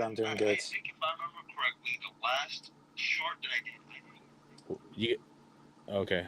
Okay, so I just have a little problem with the audio, but right now, what I just saw for the training camp, and of course for the 53-man roster, I will tell this for anybody else, because for the position of running back, they're open to getting negotiations and going for the game with Josh Jacobs. So it's going to be too far. It was one of the best. But Samuel White has been earning the respect for his teammates all the summer long, and it's not gonna be it'll go to the limit to say Brandon Mulder get his covered this summer or cleaning up for the way for the Raiders or 4 running backs, because they have 4. There's Josh Jacobs, there's Amir Abdullah, Samuel White, and Jacob Jason. So this is gonna be a reaching closer to the fullback, and for that position of the quarterback, there is no big shakeup for the roster, because they're going to likely enter a regular season with Jimmy Garoppolo, which is stay all the way for being focused and he's being healthy. And it comes with the Jimmy Garoppolo, Brian Holler, and Aiden O'Connor. But I think that with the addition of the Chase Garber, Jimmy just not gonna going to play to the preseason, but it's gonna do work well done with the team that has to the workouts against the Rams and the 49ers. So I don't think that Jimmy Garoppolo is gonna start for the preseason, but I will look forward to see if Jimmy Garoppolo can stay 100% healthy to the regular season. I think it's gonna be like a really shock. Yeah, I don't know, man. I mean, I like Zamir White to some degree. I just don't think he's going to be an elite running back. Maybe I'm wrong. Yeah, I don't know. Yeah, Man. but I think that Samir White needs to improve about this vision. Yeah, I think it doesn't need to improve about this vision because right now we had to worry about all the defense because remember about the last season they just went so bad, and I think this year is gonna be completely different because we got so many things that are about for the defense. I mean, look at it because during for the training camp, I mean, there's a whole lot of the defense to worry about it. But the only issue is because right now for the linebacker room that we just had is between Robert Spillane, there's Luke Masterson, and there's Devon Diablo. But listen, folks. There is something that it's just like at the missing point. We need something like a linebacker who realized that he can be like very strong, smart, with a lot of ability, speed, and anything. I mean, there is something missing about it.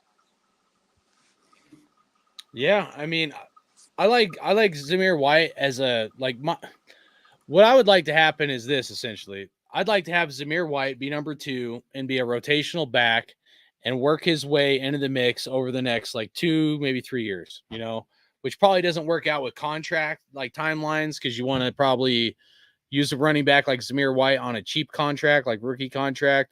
But I would love to have Zamir White when we had Michael Bush and who the hell was it? Was it Fargus? I think it was Justin Fargus. But anyways, there's been times where the Raiders had Tyrone Wheatley and was it Wheatley and Gardner or Wheatley and Napoleon Kaufman or Michael Bush. It was Michael Bush and Tyrone Wheatley, but there's been times where we've used the 2-back system and it's been successful. Sometimes it'd be a bigger back, like a power back, and other times more of a shifty back. Well, Jacobs, his style is a lot of power. Don't get me wrong, but I see Jacobs as more of a shifty style back. But it is good to have a bruiser back as well. If you need just 1 yard, and you have somebody that's just gonna hit the middle of the hole and bruise the defense up. That's what I'd like to use Zamir White for. But that doesn't mean that that's how this coaching staff sees Zamir White the same way, or that that's their vision. I think their vision is to use Jacobs up this 1 year and then dump Jacobs or let him walk and then have Zamir White take the reins and running back by committee or whatever, like the Patriots would do. And, them not spend that kind of money on a running back. That's my theory on it, Yeah, then of course for the case of But I don't want that. I don't want that to happen. I think that's what they're going to do, but that's not what I want to happen. Yeah, but the comment to say that they ain't gonna need a good linebacker in coverage because they had to go desperately. So they got the Bernie from that coverage game because I just look at it because of one of those concerns about Amari Burney. It's the physicality. And at that time, he was playing it against CEA, which is the college football. He missed tackles, and I mean, Amari Burney, he's a better pass defender in zone coverage than a man coverage. When sometimes he got beat by opposing tight ends, and it could be a transition to be the defensive camp, but basically the size and speed. He more available if they took it about for the special teams because of athletic ability. I mean that could be anything because I mean when they're talking about Amari Borney because he was a safety coming out of the high school. He just changed the defensive back to linebacker during his career with Florida. I mean, he will just like he intercepted a camera rising pass in the closing seconds against Utah. That was very important. But I think that I think that's gonna be like the biggest concern about Amari Burney is it about his physical because I know he's a better pass defender and about the cover of songs, which is the most worry about it. But the physicality is the most worry about it about the Amari Burney because he will be like really interesting because he's more like he's more like a part of the special teams or despite sort of athletic one. But the physicality, he needs to improve a lot more to Amari Burney. Yeah. Yeah, I hear you. All right, Raiders07 said, how would I feel about a Jalen Smith type signing or Patrick Queen? Yeah, dude, I would love to get, like a linebacker that's more proven or like a stud linebacker. I don't think that's what this coaching staff, I don't think that's the direction they're actually going to go. So I think we're in a 3 to 5 year rebuild, and I think they're going to be conservative on who they're going to pay and, getting too old of veterans, which I know they got Marcus Peters, but if they can get him for like a cheap contract, I think they'll consider some of those guys. But for the most part, I think they're pretty strict on how much they're going to pay a guy. They're not going to let their emotions get the best of them, and they're going to like play hardball and, have the mindset take or leave it kind of thing, which could be good and bad depending on the situation. With Jacobs, I think it's bad. Now, if a guy hasn't been a Raider, wasn't drafted by the Raiders, didn't have a Raider tattoo, didn't bleed silver and black, completely different story. To me, Jacobs is a unique story because, to me, Jacobs is a unique situation because I think he's a super stud. And even if someone like Anthony or whoever doesn't agree with me that we should get rid of Josh Jacobs, I think Josh Jacobs can help us win a championship. I really do, guys. I mean, I know the narrative. I know 90%, 98% is pushing, and the facts say it. They're like, when you look at the NFL teams and you look at their like keys for victory to win a Super Bowl, and they're like, oh, well, none of these quarterbacks that won a Super Bowl had an elite running back. That's true, right? You can't disregard that. But those running backs were elite, or those quarterbacks were elite quarterbacks to lead those teams. Patrick Mahomes aren't growing on trees. Tom Brady's aren't growing on trees. You got to look at the last 20 years, how many of those Super Bowls Tom Brady was in, right? What'd he win? 6, 7 Super Bowls, and he lost 2. So if you count the 2 that he was in, or the 7 that say he won and the 2 that he lost, right there, it's like 9. Over the last 20 years, almost 50% of the damn Super Bowls were Tom Brady, right? So if you had a Tom Brady, you didn't need a Josh Jacobs, right? If you have a Patrick Mahomes, you don't need a Josh Jacobs. If you have a guy like that, it's going to make a guy like Isaiah Pacheco stand out a lot better than he is. Now that Pacheco dude, they probably it seems like the Chiefs always like figure out a way to have a good running back that they develop or whatever. And we're like, where did this guy come from? But, I think Isaiah Pacheco probably, they got a steal like of a draft kind of thing. But at the same time, when you have a Patrick Mahomes or you have a quarterback that can roll out and use their legs, that's a dual threat. I mean, the guy, and like some of it, it's not even like he's that good. I mean, where is the quarterback school that tells you to roll out and then throw the ball like this, where you're just, doing all these weird throws? Like nobody would tell you to ever throw the ball like that. And yet Patrick Mahomes does this crazy shit like a basketball player or a baseball player and makes it work.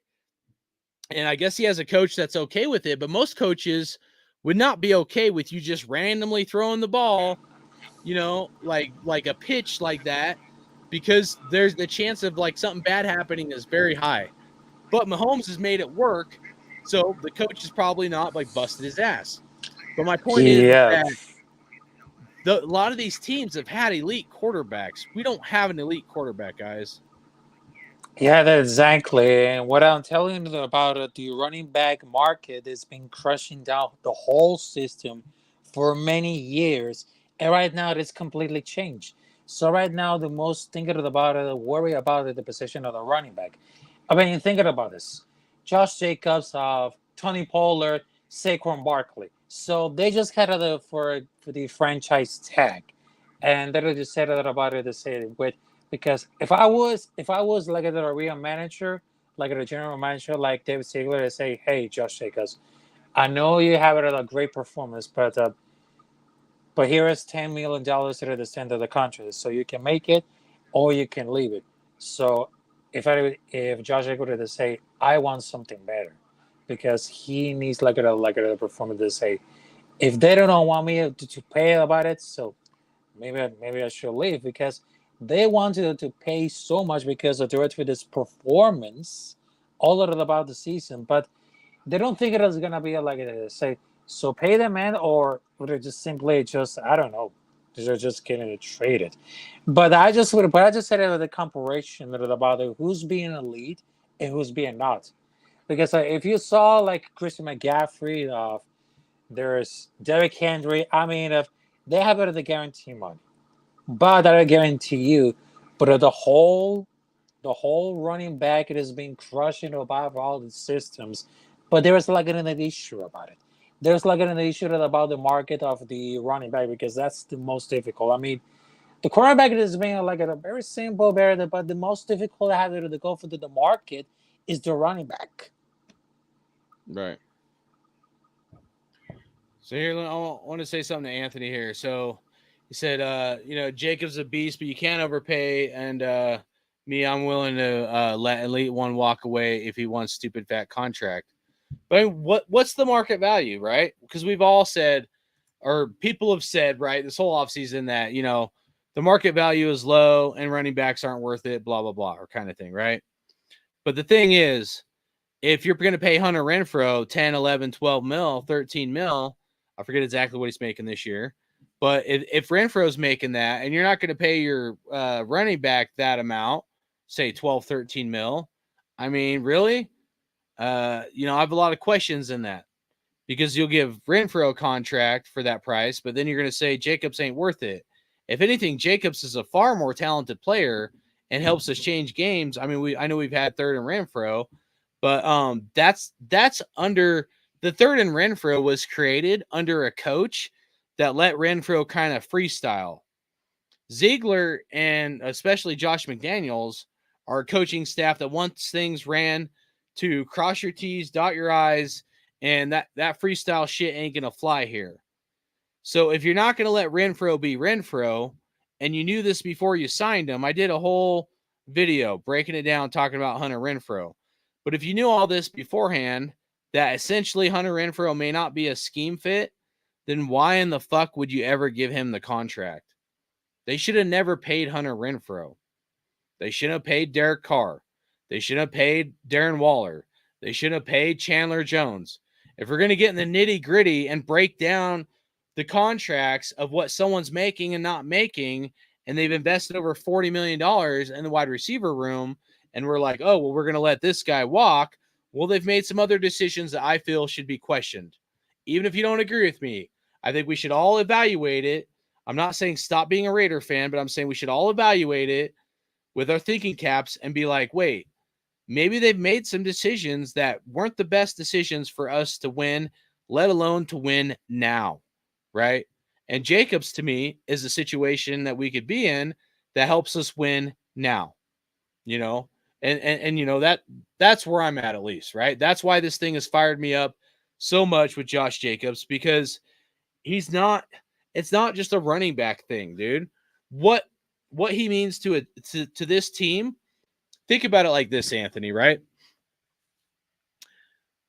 When the Raiders have done what I like to call the Raider flop over the years, we've all seen it. If you've been a Raider fan more than 10, 15, 20 years, or since birth, like me, 41 years, right, to the day, and you look at it and you look at how many games the Raiders just fell off in the last 2 minutes of the game, 2, 4, 5 minutes of the game, games that we could have won, games we should have won. Or you look at other games where we just could not get our bearings straight. And the Raiders struggled in that game. And we needed like an oomph We needed like a morale lift in that game. And then you get a guy like Josh Jacobs, who's playing against our rival, that will do ring around the rosies on our fucking team, and a coach that doesn't give a shit what they do to us or our team or our stadium, right? They could do ring around the rosies all around the stadium. They won't even fucking care, right? But that's beside the point. But you have a coach that, like, you know, is kind of not as big on this rivalry shit. But a guy like Josh Jacobs, when we play that team, that rival, he puts his head down and he could run around the guy. Josh Jacobs could run around the Chiefs guy. Josh Jacobs purposely puts his head down to hit that motherfucker as hard as he fucking can to change the momentum of the game and to build a morale Yeah, for the Raiders. He purposely hit that. If you know what play I'm talking about, he purposely hit, and he's done it more than once, where he'll hit a dude on the other team to set the fucking tone. And not all guys do that. And Jacobs has done that, and it's lifted the morale of the team up, where people get excited, and it can that one play can change the momentum of the game. So you have to factor in at any player at any position, if they are that guy, you got to weigh in this it factor. What I'm talking about is an it factor, and Josh Jacobs has the it factor. Go ahead, Raphael. Yeah, I mean, for the position of the running back, because before, that was one of the times for the 80s, the 90s, the running back was the most valuable position ever in the history of the NFL. So what did they get wrong? Because right now the running backs has become more like expandable. It's like a similar trend around the league where you look at the big names or running backs to change their teams sort of right now. But I will tell you this: paying running backs, it doesn't equal success. Because if they're giving a look at the running backs the big contracts was tied for the winning playoff games and championship, the running back market will be different. But this time it's not. I mean, it probably had heard us before because it's not like at the premium position in passing league, because the positions like will be like the players who throw the ball, like the quarterback, catch the ball, like the right receiver, or maybe protect the passer as the tackle, or maybe rush the passer as known as the edge. And those were the defensive passer as a cornerback. Right now, today is marketed for the good reason.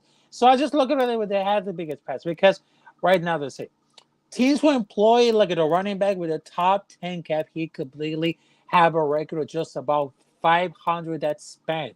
And the average offensive range among the teams with 10 paying running backs is number 17. And they hold it like below average, the worst unit rating among the team's position groups. So I would just say that about it, because they don't need like a traditional superstar to win, because nobody has a rushing title or championship at the same seasons in Terrell Davis like in 1998. But there's like another position. There's another reason that why the running back is devalued, because they had the shortest shelf life of any position of the NFL. That's been proven that the bad contracts and to better run in the recent years. Because I don't remember this. Ezekiel Elliott for the Cowboys. They were released for the off season after he finished last in the NFL. Le'Veon Bell was released into the Jets halfway through the second year. And don't get me to start with the deal with Sean Alexander deal. Okay, all right, hold on a second. First of all, you have to look at certain people's character. First of all, Ezekiel Elliott is like a woman beater, and he's been known to do some fucked up shit in his personal fucking time, okay? So that dude's character is extremely fucking shitty. So Ezekiel Elliott is a piece of shit. Second of all, Le'Veon Bell was getting high, smoking weed before fucking games. Exactly. You can't be a stoner. No, hold up. You can't be a stoner in the NFL getting high before fucking games thinking you're going to fucking do good. So the Le'Veon Bell comparison, I don't care what player you're comparing, whether it's Jacobs, Shaquan Barkley, Jonathan Taylor, anybody that compares Le'Veon Bell to any fucking running back in the NFL, it's fucking crazy. The dude was getting fucking high before games. He's a fucking idiot, okay? So that's the second fucking thing. The third thing, right? We got to look at Josh Jacobs. You said you're talking about, right? And other people will say this as well, that the shelf life is shorter. Yeah, it is shorter. But you got to look when running backs fall off the fucking cliff. It's ages 28 to 29. How old is Josh Jacobs right now, Raphael? How old is Josh Jacobs right now, Raphael? For right now, How old is Josh Jacobs right now, Raphael? Anthony? He's 25 fucking years old. I'm not saying sign Josh Jacobs. Yeah, he's 25. He's 25. 10-year He's fucking 25. contract. You could sign Jacobs to a 2-3 year contract, and he'll only, if you sign him 3 years, he'll only be 28 years old. Still in his prime. It is. They don't even fucking think about it. And like someone was saying earlier, I forget who it was, Samir White has torn both ACLs, bro, and he's almost the same age as Josh Jacobs. So Josh Jacobs is young as fuck. He's still got a good 3 years left in him. Now, if Josh Jacobs is 26, 27, let alone 28, dude, we're having a completely different conversation. This dude, like any man in your life, you will hit your prime of your physical ability around ages 26 to 29. That's your stud years. There you go. Years, mentally and physically, of what you can accomplish are those years. So we could have Jacobs in his stud of stud years for 2 or 3 years. I mean, that's really because even though for the decision to say it up to the running back, and I'm sorry because I was sort of like getting to my boys because one of those best ways to have to decrease it over the running back is play better on their second contracts because right now they had signed deals that were at least 10 million annually set up with the deal because they had to all produced compared with the rookie deals, but get a trend about. But I would say that with the solution becoming more value, isn't that happening? That's much tighter to spend because they accounted like a 50% of all receiving yards through the league in the last season. But also, they just account for 37% of the league yards. It's like in a natural situation because if we need to see all the running backs can better adapt to today, there might be more fireworks likely to come in one for anything. I mean, look at this. Because right now there's more like a value before, but right now it's getting like the value of all of the contracts and everything. So, I mean, it's getting like crazy about it, and I'm sorry because I'm getting crazy about it. And Anthony, you absolutely can blame it on character. Absolutely. If Le'Veon Bell is getting high, taking bong loads before games, and not doing as well because he's being a fucking stoner instead of being a football player. Well, guess what? That's on him, bro. That's absolutely a character flaw, and that's absolutely a factor when you look at him and you look at his lack of production. He fucked it up. He fucked up, bro. And when you look at Ezekiel Elliott and some of the shit he's done in the offseason and how he's fucked up, Ezekiel Elliott, damn right he has character fucking issues. You can't have one without the other. You can't separate that shit, bro. You're trying to be like, oh, well, let's go to this party, but if the shit goes south and I get in a fight, well, then fucking let's separate that from like, it being a good time or whatever. No, man, your ass went to the party. You went to the fucking dance. It was showdown time and you made your fucking choice. You can't have one without the other. They go fucking hand in hand, bro. Josh Jacobs don't have character issues. Yeah, this Twitter thing and all that, it's because he's pissed because he's a great player and the Raiders fucking stabbed him in the back, bro. There you go. That's and like Art White and like Raiders 07 was saying, yeah, when it comes wintertime, imagine going to Buffalo, an outdoor game, and you got snow 12 inches deep. You ain't going to be throwing the ball as much. You're going to have to run the ball. And a lot of defenses, they're scrawnier, they're faster, but they're not as big and stocky as they used to be. They don't want to hit, and they don't want to get hit like they used to. So if you have a run game, you can wear down that defense, and then at the end of the game, you stick it to their throat. So even though it's a passing league, like you're saying, Anthony, I don't agree with that. You're right. It's a passing league, but it doesn't mean that you can't wear down those teams that have scrawny defenses and fucking, wear them down, and then at the end of the game, you stick the fucking knife to their throat and you take them out. That's what the run game does. It wears the defense down. That's the whole point of the run game. The whole style of the ball game, dude. Wear them down, and then you finish them at the fucking end. And especially cold weather. So, yeah, like Raiders 07 is saying, yeah, facts. He's saying, remember, Cleveland Browns game we played and hurricane winds, all we could do is run the ball due to weather, same as the Browns did It does come up. Facts. Absolutely. -4-degree weather. Josh Jacobs said, he's like, I don't know why we stopped running the ball. You got to run the ball, especially in cold weather. But the Raiders and the coach decided to stop running the ball. And Derek Carr had a terrible game, and it was Derek Carr's last game ever suiting up for the silver and black. So, I mean, whatever. But so the point is, a lot of that falls on the coaching staff, and they could have ran the ball, and they chose a different fucking choice. Yeah, that's Nick, right. No, he wasn't. He wasn't always nicked up. He's missed 5 or 6 games, bro. Yeah, it is. No, it's just not true. Yeah, and one last thing that about it, because right now that I've been screaming like a lot. And Jacobs did get a DUI. Sorry. Yeah. But before I had to do the code to move on, because right now I had to do so many things to do. But I mean that those teams that in real life are running like at the most area walls, because the last team, what was the last team that they led the NFL in rushing yards and win a Super Bowl at the same year? That was the Chicago Bears back in '85. So they don't realize that are the most aware anymore, because they just look at the 5 highest half run each last season. They have a losing record. And those 5 teams were combined like a 34-50 last year because of the running backs. Because I mean that without telling you about the running backs market has been crushing about the system for a whole years. But what's the kind of the issue? They all change. But the data's wrong. That's what I'm saying. The data's going off of Tom Brady. Tom Brady dominated the NFL with Super Bowls. Like out of the last 20 years, he owned almost half of them. Almost half of the Super Bowls Tom Brady was in for the last 20 years. So when you look at it like that, when we evaluate it, we're looking at the analytics. The computer data says, oh, these quarterbacks won without a great running back. The data is false. It's not accurate, because you're not going to get a Tom Brady all the time. Tom Brady's the greatest ever play the game for a fucking reason. It's going to be 1 in a million you'll find a fucking Tom Brady. I don't care if they're drafted in the 1st round, 2nd round, 5th round, 7th round, 101st overall pick. I think that's what Tom Brady was.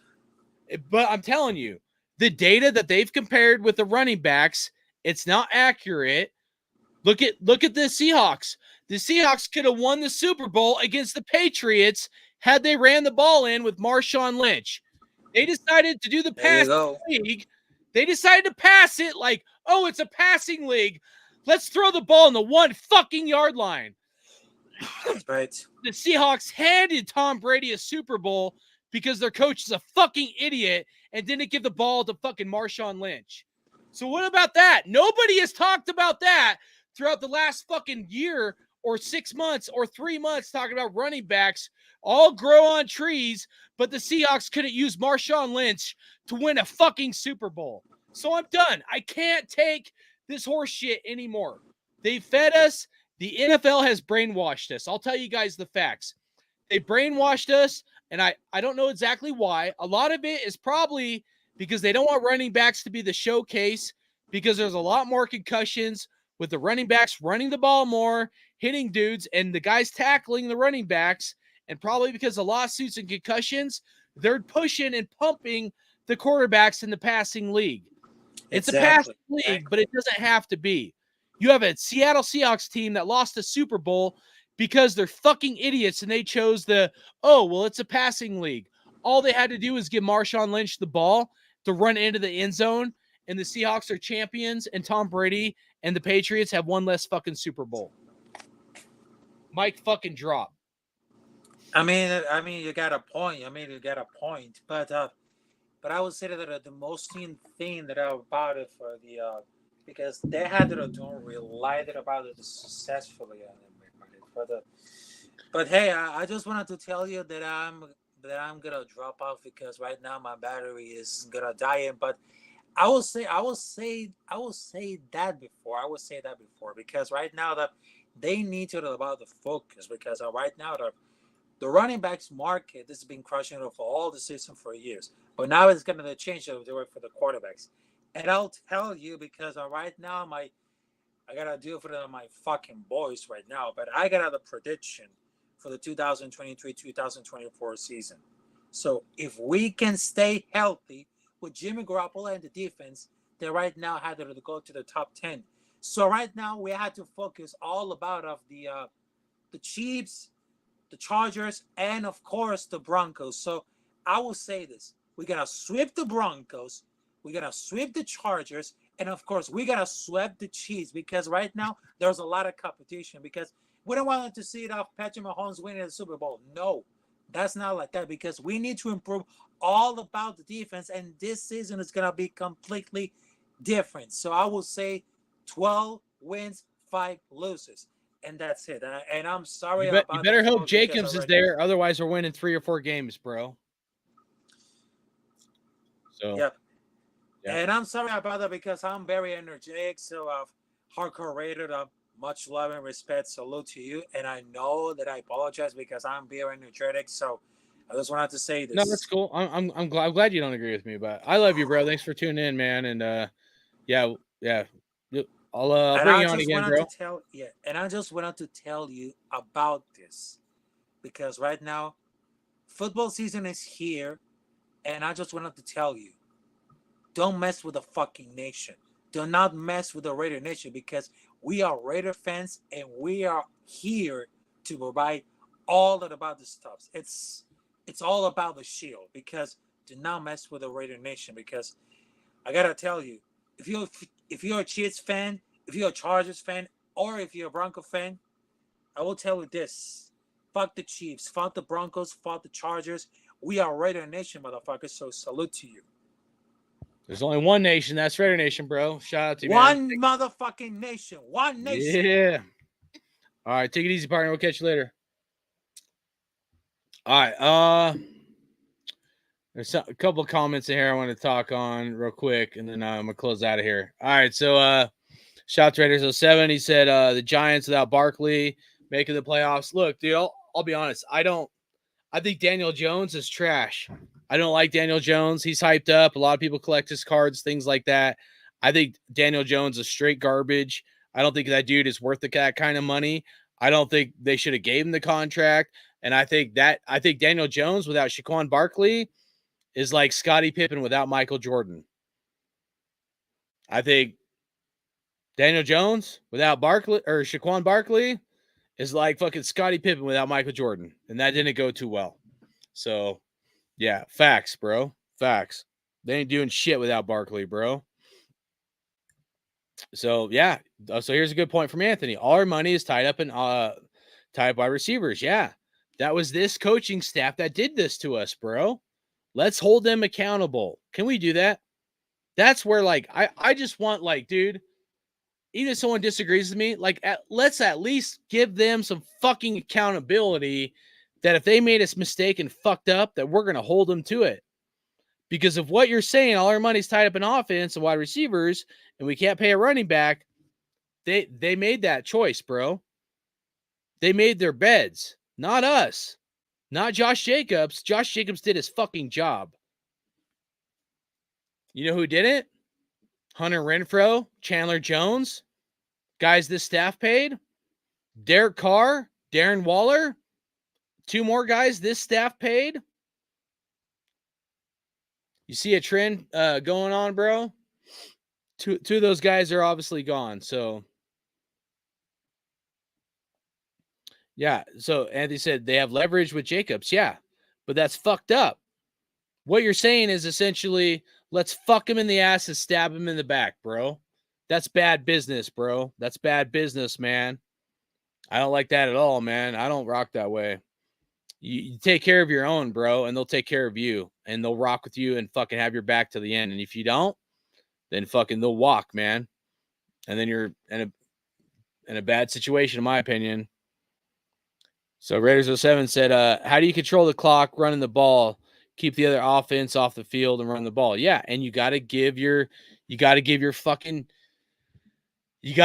defense time to relax and recoup. You can't have your defense fucking 4 and out or 3 and out, 3 and out, 3 and out. You're gonna wear the shit out of your defense. You got to wear the fucking clock down, man, and wear the other defense down. So shout out to J-Dog. He said they already offered the Chiefs fans flight discounts. Oh, man, here we go. Chiefs already scripted to play in our stadium. I'm sure you're talking about the Super Bowl. Damn, dude. You fucking you going for the throat kills tonight, man. But you're probably right. You're probably right. Think about that, man. Think about that, man. I said this one other time. I'll say it again. Think about that. That the Chiefs could get their 4th Super Bowl win. So right now they have 3. Right now Raiders have 3. All us Raider Nation have had to like rest our laurels on is our fathers and our grandparents that got to see those like 3 Super Bowls, and us younger generation, I'm a little bit older. I'm like in the middle tier, but us older cats, like we've just rode their fucking coattails, man. We haven't even had our own legacy. We almost had it with Gruden, and the Tuck game fucked us. And then Bill Callahan used John Gruden's playbook and fucked the Raiders. But we're tied at 3. And the Raiders could let the Chiefs walk into our stadium that we waited 60 years to get a stadium of our own, and 63 years to, have a Super Bowl in our stadium. Finally, the Raiders and the Raider Nation get a Super Bowl in our stadium, our house. And we're going to let the Chiefs come into our house and get their 4th fucking Super Bowl win and come pee on our fire hydrant and surpass the Raiders in our 3 Super Bowl wins. Stick that in your fucking pipe and smoke it. And then tell me you want to get rid of fucking Josh Jacobs. That's what I got to fucking say. Because Al Davis would rise out of his grave and do everything he fucking could to prevent the Chiefs from getting a Super Bowl win. Even if that meant hurting our long-term success, Al Davis would do everything he fucking could to stop the Chiefs from getting a 4th Super Bowl win before we do. Let alone to let them do it in our fucking house. Imagine the first Super Bowl in Las Vegas, the new stadium. The Kansas City Chiefs win Super Bowl number 4.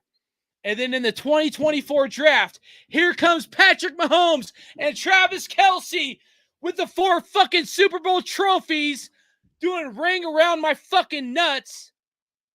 Ring around my fucking nuts with their 4 Super Bowl trophies during the draft. Just like they fucking just did. So tell me you really want to get rid of fucking Josh Jacobs. All right, I'm fucking out of here. We don't sign Jacobs. We're fucking tanking. I don't give a fuck. Fuck these fucking cocksuckers. Fuck the Chiefs. I'm tired of fucking losing, and we cannot let him come into our fucking house and win their next fucking Super Bowl trophies. Stick that up your fucking ass and smoke it. Ziegler, fucking McClown, and learn what it means to be a fucking Raider, or go fuck yourself. I don't fucking care. Hardcore Raider out. There's only one nation. That's Raider Nation. Fuck you.